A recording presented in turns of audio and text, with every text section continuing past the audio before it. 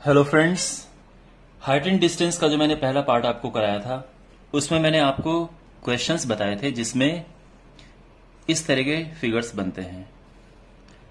आज मैं आपको क्वेश्चन बताऊंगा जिसमें फिगर की शेप चेंज होती है। आई मीन टू से या तो इस तरह के फिगर बनेंगे और या फिर इस तरह के फिगर बनेंगे। तो क्वेश्चन करते हैं। तो देखो, जब हमारे पास ये एक ट्रायंगल वाली शेप थी तो मैंने आपको बताया था कि इसमें तीन तरह के एंगल आपको मिलेंगे। या तो होगा ये 45 डिग्री,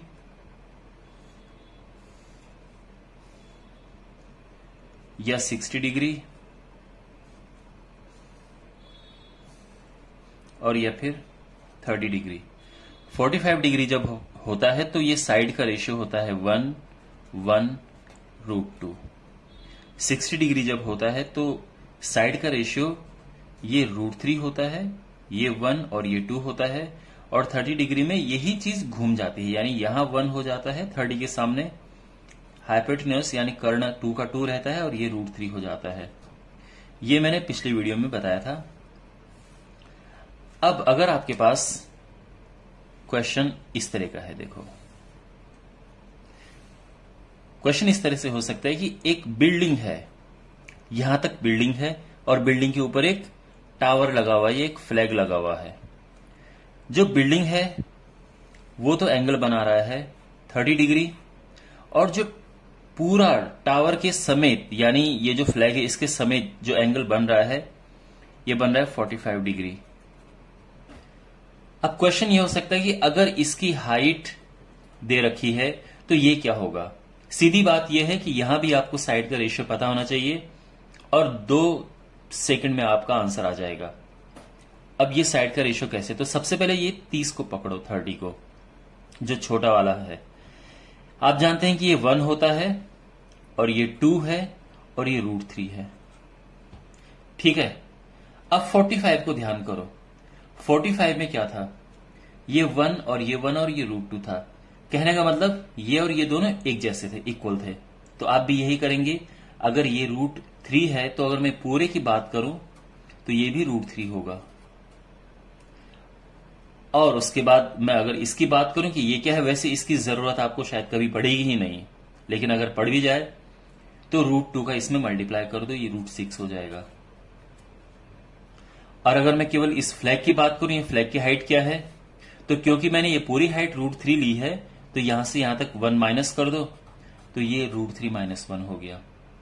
तो अगर क्वेश्चन आपके पास बिल्कुल यही है कि एक बिल्डिंग है, बिल्डिंग के ऊपर एक फ्लैग लगा हुआ है और ये फ्लैग है, इसकी हाइट 30 सेंटीमीटर है। जमीन पर स्थित किसी बिंदु से जो बिल्डिंग है उसका कोण बन रहा है, उसका एंगल बन रहा है 30 डिग्री, और जो फ्लैग का टॉप है इसका एंगल बन रहा है 45 डिग्री। तो हमें बिल्डिंग की हाइट बतानी है, ये क्वेश्चन है। क्वेश्चन समझ गए, एकदम सीधा साधा क्वेश्चन है। तो यहां पे आपको, जैसे मैंने यहां पे किया, सब आपको यहां पे वही करना है। आपको ये देखना है कि ये 30 है तो 30 में क्या रेशियो होता है, ये 1 होता है, ये 2 है, ये √3 है। अगर मैं इस हिस्से की बात करूं तो बल्कि यहां पे ये 2 लिखने की भी जरूरत नहीं थी, क्योंकि आपको ये हिस्सा चाहिए और ये होता है √3 - 1, क्योंकि ये पूरा √3 होता है। 45 डिग्री है तो जितना ये होगा उतना ही ये होगा। तो ये पूरा √3 है, इसमें से 1 माइनस करो, √3 - 1 आ जाएगा। तो यहां पे जो √3 - 1 है ये किसके बराबर है, ये 30 के इक्विवेलेंट है, 30 सेंटीमीटर। तो यहां पे अगर हमें 1 निकालना हो, क्योंकि हाइट 1 है, तो 1 के लिए इसका डिवाइड कर देंगे 30 अपॉन √3 - 1 और ये आपका आंसर आ गया। ये अलग बात है, इसको हम और सिंप्लीफाई कर सकते हैं, इसको रैशनलाइज करके, और लास्ट में इसका आंसर आ जाएगा 15 √3 + 1 सेंटीमीटर। और यहां पे अगर आप चाहो तो √3 की भी वैल्यू रख सकते हो, 1.732 + 1, जिस हिसाब से आपके ऑप्शन में पूछा है वैसे, और बाद में इसको सॉल्व कर देना। ये मैंने ऐसा क्यों लिखा ये मैं आपको बताता हूं। मेरे पास है 30 अपॉन √3 - 1, तो इसमें √3 +1 का ऊपर नीचे मल्टीप्लाई करेंगे। ऐसा करने से इसका रैशनलाइजेशन हो जाएगा डिनोमिनेटर का। तो ये तो ऐसा हो गया, a² माइनस b² यानी 3 - 1, ये 2 होता है, 2 से ये कट के 15 आ जाएगा और यही चीज आ जाएगी। तो अगर आपके पास क्वेश्चन इस तरह से है तो ये उसका सोल्यूशन होगा। अब मैं ये फिगर थोड़ा चेंज करता हूं और उस पर दूसरा क्वेश्चन आपको समझाऊंगा।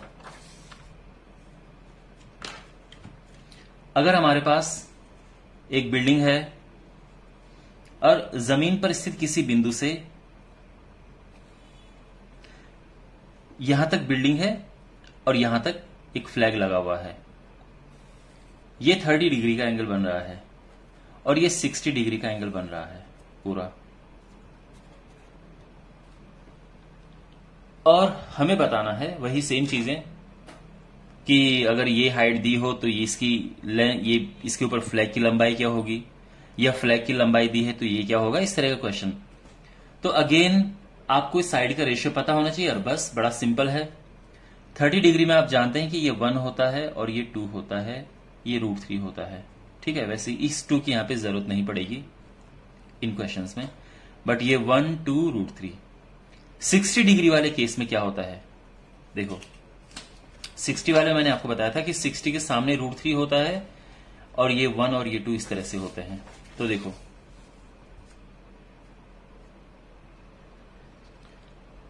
जो 60 है उसके सामने √3 होता है, ये 1 होता है और ये 2 होता है। ठीक है, अब ऐसा नहीं कि आप यहां पे उठा के √3 लिख दो, ऐसा नहीं करना है, क्योंकि ये तो 1 नहीं है ना, ये क्या है, ये तो कुछ और है। तो ये सोचो कि अगर मैं इसमें √3 का मल्टीप्लाई कर दूं तो ये क्या मिलेगा, ये √3 मिलेगा, इसमें भी √3 का मल्टीप्लाई कर दो तो ये मिल जाएगा 3। तो कहने का मतलब ये है कि 60 के हिसाब से ये √3 होगा और ये जो पूरी हाइट है ये होगी 2। अब ये अगर 3 और ये अगर 1 है तो ये मिल गया हमारा 2। अगर हमारे पास कोई क्वेश्चन ऐसा है कि एक बिल्डिंग है और उसकी हाइट दी हुई है 40 मीटर, बिल्डिंग के ऊपर एक फ्लैग लगा हुआ है, फ्लैग की हमें हाइट बतानी है, जमीन से इन दोनों का जो एंगल बन रहा है इसके साथ बन रहा है 30 डिग्री का एंगल और फ्लैग के टॉप पे बन रहा है 60 डिग्री एंगल। तो अब क्वेश्चन कैसे करेंगे हम, हमारे पास फिगर तो ऐसे बनेगा। ठीक है, आप बोलोगे कि ये बिल्डिंग है और इसके ऊपर ये फ्लैग लगा हुआ है, जमीन पर कोई पॉइंट है, यहां से यहां पे जो एंगल बन रहा है ये 30 डिग्री है और इसका जो टॉप एंगल बना रहा है ये 60 डिग्री है। तो फिर अब आपके पास क्वेश्चन ये है, एग्जाम में है, क्या करें, आपके पास ये और ये डिस्टेंस गिवन है 40 मीटर और ये आपको हाइट फाइंड करनी है फ्लैग की। तो देखो यहां पे हमारे पास फिर वही है कि अगर ये 30 है तो ये होता है 1 और ये होता है √3, ये 2 होता है बट इसकी जरूरत है नहीं। उसके बाद जब 60 की बात करते हैं तो 60 के लिए ये 1 होता है और ये पूरा √3 होता है, ये वाला केस है ना। अगर ये 60 है तो ये 1 है और ये √3 है, लेकिन यहां पे 1 नहीं है, यहां पे तो √3 है। मतलब आप ऐसा नहीं कर सकते ना कि पूरा √3 ले लो, क्योंकि गड़बड़ हो जाएगा, फिर ये 1 लेना पड़ेगा आपको। तो इसके लिए क्या करो, यहां √3 का मल्टीप्लाई करो, यहां √3 का मल्टीप्लाई करो, ये आ जाएगा 3, यहां पे ये पूरा का पूरा आ गया है 3। तो अगर ये 1 है तो ये माइनस करके ये लिख दो 2। अब अगर 1 बराबर है 40 के तो 2 किसकी इक्विवेलेंट होगा, 2 × 40 यानी 80 मीटर, और ये आंसर आ गया है।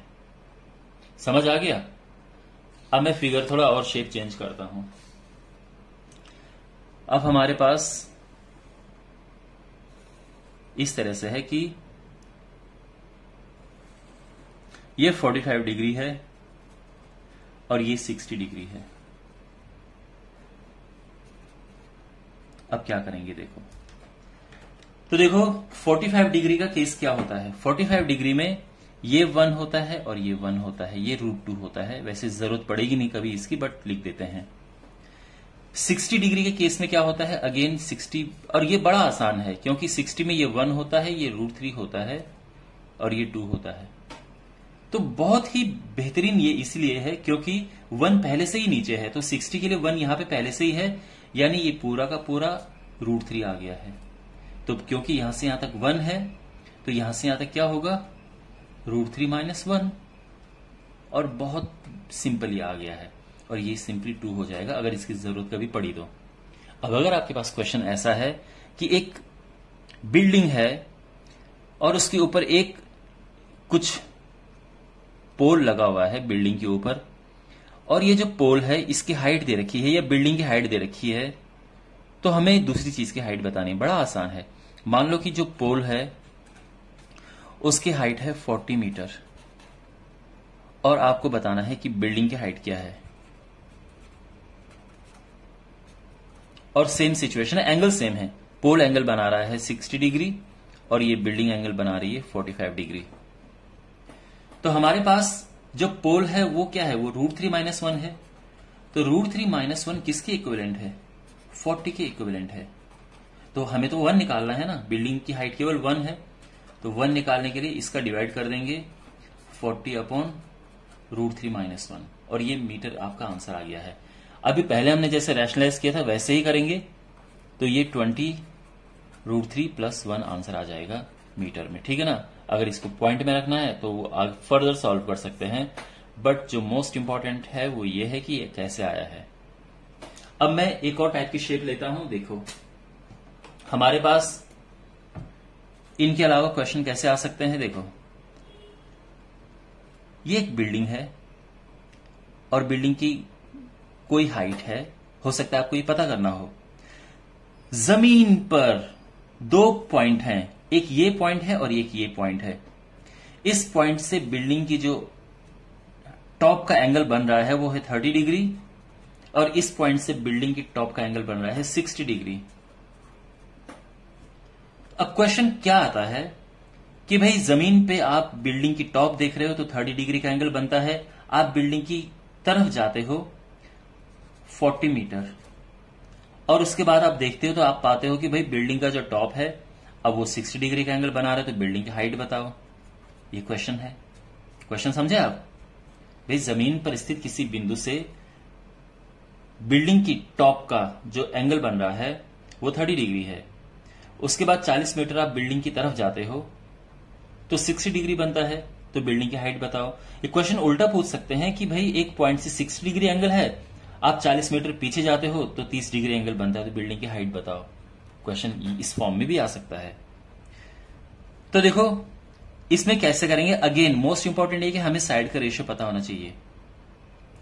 हम जब बात करते हैं 60 डिग्री की, तो 60 डिग्री में क्या होता है, ये 1 है और ये √3 है, क्योंकि 60 के सामने √3 होता है, और ये 2 है बट इसकी जरूरत यहां पे पड़ेगी नहीं, ठीक है। ये ठीक है, ये 1 और ये √3। अब 30 डिग्री पे आते हैं। देखो 30 डिग्री का केस क्या होता है, अगर ये 30 डिग्री है, ये 1 होता है, ये 2 होता है और ये √3 होता है, ओके। अब यहां देखो ये 1 होता है, लेकिन यहां 1 नहीं है ना, यहां तो √3 है। भाई अगर हम पूरा √3 ले लें तो गड़बड़ हो जाएगा, क्योंकि हम इससे पहले √3 ले चुके हैं, जबकि 30 के सामने 1 होना चाहिए। तो इसके लिए क्या करेंगे, यहां √3 का मल्टीप्लाई करो, यहां √3 का मल्टीप्लाई करो, तो ये आपको मिल जाएगा 2। तो अब क्या होगा, यहां पे √3 ठीक है, सॉरी ये 3 मिल जाएगा, आई बेग योर पार्डन, ये 3 मिल जाएगा, और यहां पे जो ये है दिस इज 3।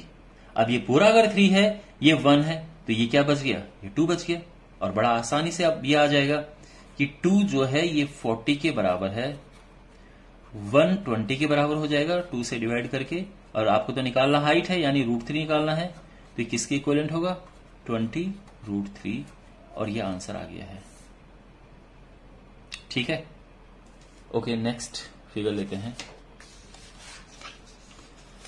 तो यहां पे जो एक और फिगर बनाते हैं। अब क्वेश्चन क्या है कि एक बिल्डिंग है, उस बिल्डिंग से आप कुछ किसी डिस्टेंस पे हो और आप बनाते हो 60 डिग्री का एंगल। आप 20 मीटर पीछे जाते हैं और उसके बाद जो एंगल बनता है वो बनता है 45 डिग्री।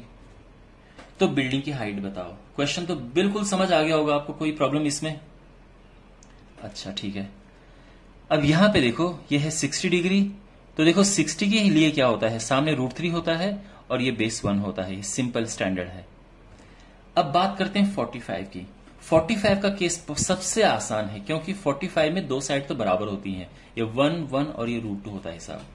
तो 45 का जो ये है वही ये होना चाहिए। अब ये √3 है तो ये भी √3 होगा भाई, अगर ये √3 है तो ये भी √3 हो जाएगा। तो यहां से और यहां तक ये पूरा जो है वो √3 है। अब यहां पे ये हम ऑलरेडी 1 ले चुके हैं, तो ये क्या बचेगा, बड़ा सिंपल है, ये हो जाएगा √3 - 1। और बस अब खुद देखो, अगर √3 - 1 20 के इक्विवेलेंट है तो हमें तो √3 निकालना है। तो √3 क्या होगा, तो उसके लिए पहले 1 निकालो। √3 - 1 20 है, तो 1 हो जाएगा 20 अपॉन √3 - 1। और जो बिल्डिंग की हाइट √3 है वो क्या है, 20 √3 अपॉन √3 - 1। इसके बाद आप इसको रैशनलाइज भी कर सकते हैं, √3 + 1 इसके ऑपोजिट साइन से ऊपर नीचे मल्टीप्लाई करके, तो ये हो जाएगा 20। अगर आप इसका यहां मल्टीप्लाई करना चाहो कर सकते हो, √3 × √3 3, और इसका इससे करेंगे तो √3 हो जाएगा। और यहां a + b a - b है, a² - b², ये 2 आ जाएगा, 2 से कट के 10 आ जाएगा, और ये आंसर आ गया है। ठीक है। और अब मैं एक लास्ट क्वेश्चन आपको कराता हूं कि अगर हमारे पास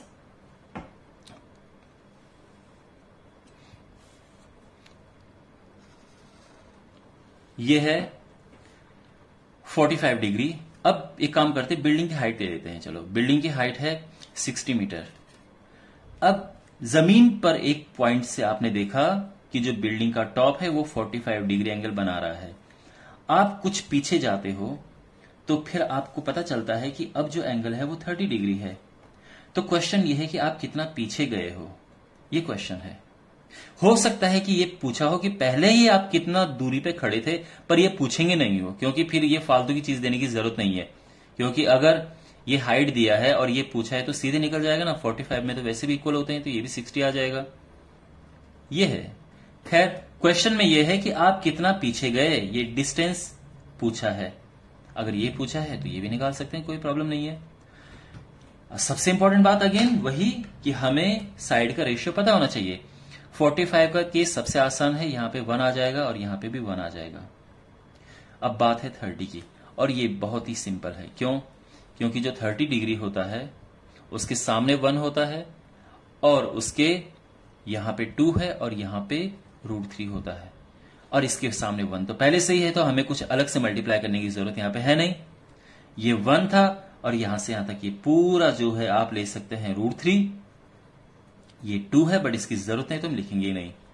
तो अगर ये 1 है, ये पूरा √3 है, तो ये क्या बचा, ये बचा √3 - 1। ओके, तो बस आ गया। अगर 1 बराबर है 60 के, तो √3 - 1 किसके इक्विवेलेंट होगा, 60 × √3 - 1, सीधा ही आ गया। और ये 60 √3 1.732 - 1, और आप इसके बाद माइनस करके और ये सॉल्व कर देना, जो भी आंसर इसका आएगा इस तरह से करेंगे। ठीक है। सो माय डियर, इसमें हमने जो दूसरा टाइप था हाइट एंड डिस्टेंस का, उसके क्वेश्चन कवर किए हैं। If you have any doubt do ask me in comment box. अगर कोई वीडियो हम लेके आएंगे जिसमें प्रीवियस ईयर क्वेश्चंस या इंपॉर्टेंट क्वेश्चंस हम करेंगे सॉल्व, जो आपके अपकमिंग एग्जाम के लिए इंपॉर्टेंट है या जो पुराने एग्जाम में पूछे गए हैं। So till then take care, God bless you.